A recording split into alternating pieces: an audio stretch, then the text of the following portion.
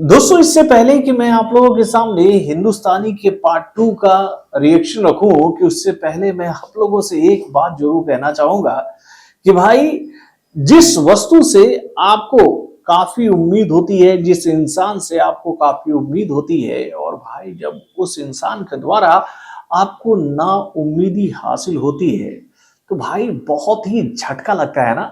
लगता है कि नहीं भाई? आज मुझे ऐसा ही झटका कमल हसन की आ चुकी फिल्म हिंदुस्तानी के पार्ट 2 को देखने के बाद लगा है। बहुत उम्मीद लगाकर मैं इस फिल्म को आज सिनेमा घर में देखने गया था।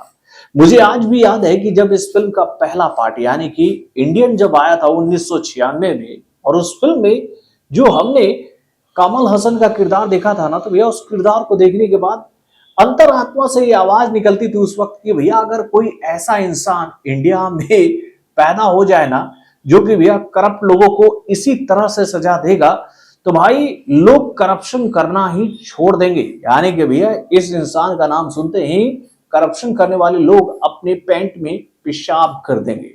भाई वो किरदार निभाया था कमल हसन ने, और उस वक्त शंकर ने एक ऐसी फिल्म बनाकर ऑडियंस के सामने रखी थी जिसको देखने के बाद ऑडियंस ये बात कहती थी उस समय कि भैया ऐसे इंडियन की जरूरत है आज पूरे देश को।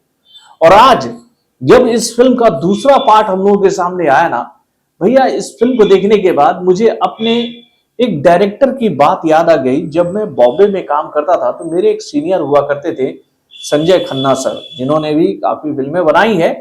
तो उन्होंने ये बात मुझसे कही थी कि एक समय हर एक डायरेक्टर के लाइफ में आता है जब वो अपनी ही कहानियों के बीच में आकर स्टक हो जाता है, यानी कि उसकी सोचने की जो क्षमता है वो कहीं ना कहीं उसी के द्वारा बनाई गई फिल्मों के इर्द गिर्द घूमने लगती है, या फिर वो दूसरों के द्वारा बनाई गई फिल्मों के इर्द गिर्द खुद को घूमता हुआ पाता है, क्योंकि उसको ऐसा लगता है कि उसकी क्रिएटिविटी जो है वो अब समाप्त हो रही है और खुद के क्रिएटिविटी को बचाने के लिए अब उसे दूसरे लोगों के क्रिएशन की तरफ ध्यान देना चाहिए। ऐसा ही दौर बॉलीवुड के शोमैन यानी कि भैया सुभाष घई के लाइफ में भी आया। सुभाष घई जिनको लेकर ये बात कही जाती थी कि भैया वो जो फिल्म बना दे तो वो फिल्म किसी शो से कम नहीं होता था, यानी कि भैया उनके नाम से ही लोग फिल्में देखने जाते थे सिनेमा घरों में कि भाई ये फिल्म तो सुभाष घई के द्वारा बनाई गई फिल्म है। और जो सुभाष घई पूरे इंडियन फिल्म इंडस्ट्री में शोमैन के नाम से जाना जाते थे, भैया उनकी फिल्मी कैरियर ऐसी डूबी कि उसके बाद से उनके नाम से कोई भी फिल्म सिनेमा घरों में आती थी तो लोग कहते थे कि भैया इनकी फिल्म तो वैसी होगी जैसा कि वो पहले बनाते आए हैं। यानी कि भैया एक लेवल पर आकर सुभाष घई की अभी सोचने का जो क्षमता था वो स्टक हो गया, और उसके बाद से उनकी फिल्मों में वो पैनापन लोगों को नजर नहीं आया जो कि भैया उनकी पहले फिल्मों में देखने को मिलता था। तो भाई आज यही कमी मुझे शंकर के डायरेक्शन में, उनके स्टोरी लाइन में देखने को मिला है। मेरे भाई मैं समझ नहीं पा रहा था कि भैया शंकर जिनको लेकर ये बात कही जाती है कि भाई ये डायरेक्टर इंडियन फिल्म इंडस्ट्री का एक ऐसा डायरेक्टर है जो कि भव्य फिल्में बनाने के लिए जाना जाता है। लार्जर देन लाइफ उनकी फिल्में होती है, बड़े बजट की फिल्में होती है, और बड़े बजट की फिल्मों को वो बहुत ही बेहतरीन तरीके से ऑडियंस के सामने प्रेजेंट करते हैं। लेकिन भाई आज जब आप उनकी इस फिल्म को देखोगे जाकर तो आप ये बात बोलोगे कि क्या ये फिल्म शंकर के द्वारा बनाई गई ये फिल्म है? क्या ये उसी डायरेक्टर की फिल्म है जिसने नायक जैसी बेहतरीन फिल्म दी, अपरिचित जैसी बेहतरीन फिल्म दी, रॉबर्ट जैसी बेहतरीन फिल्म दी? भाई क्या ये फिल्म उसी डायरेक्टर की फिल्म है? भाई लिटरली फिल्म का कहानी कहां जा रहा है, फिल्म में क्या बताने की कोशिश की जा रही है, मतलब कोई लिंक ही नहीं था मेरे भाई। फर्स्ट हाफ कब खत्म हुआ और फर्स्ट हाफ में हमें क्या देखने को मिला, ये बात समझ में ही नहीं आ पा रही थी। यानी कि ऐसा लग रहा था ना कि भैया चार बच्चों को बैठा दिया गया कहानी लिखने के लिए कि बाबू कुछ भी लिख दो। भैया इस फिल्म के तो डायरेक्टर शंकर हैं, और इस फिल्म में नजर आने वाले जो कलाकार हैं वो कमल हसन है। यानी कि भैया इनका नाम सुनकर ही ऑडियंस सिनेमा घरों की तरफ आ जाएगी। यानी कि भैया अब तो एक अलग ही प्रचलन चल पड़ा है हमारी इंडियन फिल्म इंडस्ट्री में। ये बातें पहले हम लोग बॉलीवुड में देखते थे कि भैया बॉलीवुड के मेकर बस बड़े बड़े कलाकारों के चेहरों को दिखाकर ऑडियंस को सिनेमा घरों तक खींचने में कामयाब होती थी। लेकिन भाई इस पैटर्न को तोड़ा था साउथ इंडस्ट्री के मेकरों ने अपने बेहतरीन कॉन्सेप्ट, अपने बेहतरीन मेकिंग के माध्यम से। लेकिन भैया उनकी फिल्मों में भी ये प्रचलन अब हमें देखने को मिल रहा है। आप जब इस फिल्म को देखोगे तो आपको पता चलेगा कि भैया इस फिल्म में कुछ पार्ट जो है वो अपरिचित से लिया गया है, कुछ पार्ट जो है वो गब्बर इज बैक से लिया गया है, कुछ पार्ट जो है वो जवान से लिया गया है, यानी कि भैया कई सारी फिल्मों का मिश्रण इस फिल्म में आपको देखने को मिलेगा। और फिल्म की कहानी के नाम पर आपको लड्डू मिलेगा भाई, मतलब अंडा।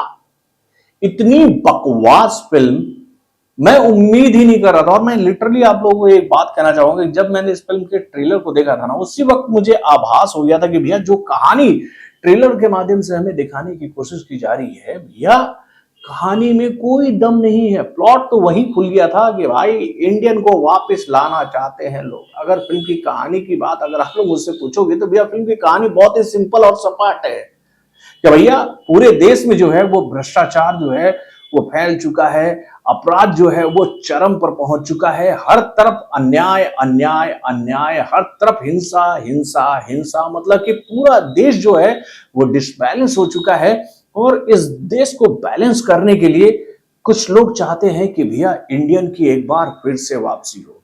और चार दोस्त मिलकर भैया एक हैशटैग ट्रेंड कराते हैं जिसमें इंडियन बैक करके वो एक हैशटैग का ट्रैक चलाते हैं। और भैया उस हैशटैग वाले ट्रेन पर इंडियन की वापसी होती है और इंडियन आता है, यूं उंगलियां घुमा घुमा कर अपराधियों को मारना शुरू कर देता। मतलब कि कहते ना एक कॉन्सेप्ट होता है यार, किसी भी फिल्म का एक जान होता है जो ऑडियंस को बांधे रखती है कि भैया आगे हमें क्या देखने को मिलेगा और कैसे देखने को मिलेगा, किस तरीके से आगे के प्लॉट को प्रेजेंट किया जा रहा है। इतना बकवास स्टोरी लाइन, मुझे उम्मीद नहीं था कि भैया शंकर सर ऐसा करने वाले हैं। मैं लिटरली बोलता हूं, मैं शंकर की फिल्मों का बहुत बड़ा दीवाना हूं और खासतौर पर कमल हसन का तो मैं फैन हूं यार। कि कमल हसन आज तक जो भी फिल्में ऑडियंस के सामने रखते हैं ना भैया, उसको वो बहुत अच्छी तरीके से रीड आउट करते हैं कि भैया कॉन्सेप्ट जो हमें सुनाया जा रहा है इस फिल्म के माध्यम से, कैसी फिल्म ऑडियंस के पास जाने वाली है। तो भाई यहाँ तो ऐसा लगता है कि भैया शंकर सर ने बोला कि अरे इंडियन इंडियन इंडियन, आप बोला याद है ना इंडियन, वैसे ही कुछ करेंगे ना भाई, करेंगे ना भाई।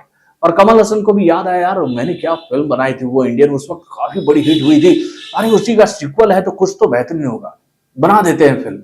अब फिल्म बन के आई क्या, तो भैया लिटरली इस फिल्म को अगर मैं हाफ स्टार भी दे दूंगा तो ज्यादा होगा इस फिल्म के लिए। यानी कि आज शंकर ने ये बात साबित कर दी है कि भाई साउथ की भी सभी फिल्में हिट नहीं होती है, साउथ के भी बड़े बड़े डायरेक्टर ब्लंडर कर सकते हैं। उन्होंने अपनी इस फिल्म के माध्यम से साबित करके दिखा दिया। उनकी इस फिल्म को लेकर अगर मैं आप लोगों से ये बात कहूं कि भैया अगर ये फिल्म अपना बजट निकाल लेती है बॉक्स ऑफिस पर तो भैया इसके पीछे बहुत बड़ा योगदान साउथ की जनता का होगा। क्योंकि भैया साउथ की जनता में एक बात उन्होंने खास देखी है कि वो अपने कलाकारों की इज्जत बहुत करते हैं और वो अपने कलाकारों को कभी निराश नहीं होने देना चाहते। लेकिन भैया ऐसी फिल्में बॉलीवुड के मार्केट में तो नहीं चलेगी, क्योंकि इन दिनों बॉलीवुड की जो ऑडियंस है वो बहुत ही चूजी हो गई है। यानी कि बॉलीवुड की ऑडियंस को लेकर अगर मैं आप लोगों से बात कहूँ भैया, अगर अच्छी कहानी बॉलीवुड की ऑडियंस के सामने आती है और उसके बाद में अगर माउथ पब्लिसिटी बहुत ही स्ट्रांग होता है तभी भैया निकलती है ऑडियंस किसी फिल्म को देखने के लिए। लेकिन इस फिल्म के साथ